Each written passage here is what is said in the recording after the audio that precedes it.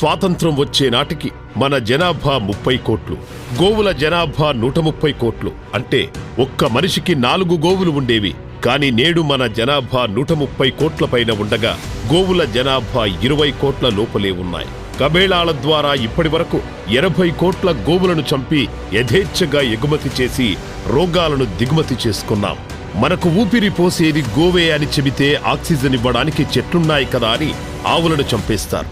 Oxygen కి సిలిండర్లు వచ్చాయని ఇప్పుడు చెట్లను నరికేశారు. చివరకు ఆక్సిజన్ చేత్తో పట్టుకొని బిక్కుబిక్కుమంటూ చోద్యం చూస్తున్నాం.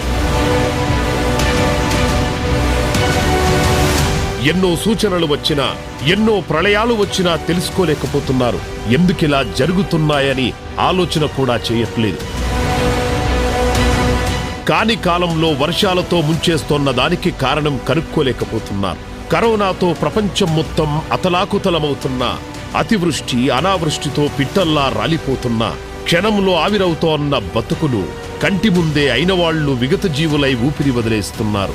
ఏ ఇల్లు చూసినా ఇలాంటి గుండెలు పిండేస్తున్న దృశ్యాలే. సర్వనాశనమైపోతా సార్. ఇంకా మనిషి అనేవాడే ఉండడు సార్. వచ్చింది సార్ పోయే కాలం.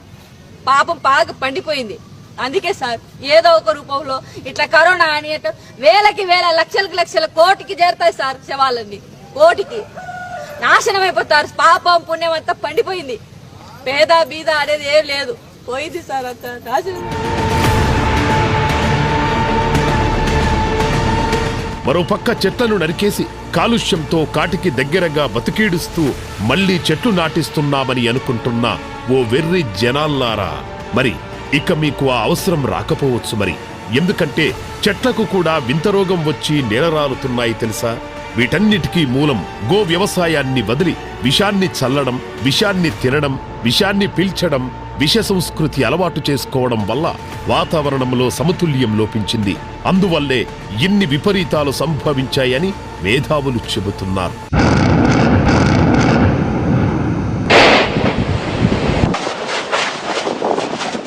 వాతావరణాన్ని సమతుల్యంగా నడిపించాలంటే గోవు వల్లనే సాధ్యమని తెలుసుకోండి.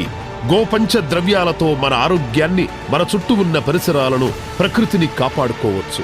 గోవే మన రక్షణ వలయమని ఇప్పటికైనా తెలుసుకోండి. చెట్లు బతకాలన్నా, అంతరిస్తున్న అడవులు పునరంకితమవ్వాలన్నా, ప్రకృతి శాంతించాలన్నా గోవు బతకాలి.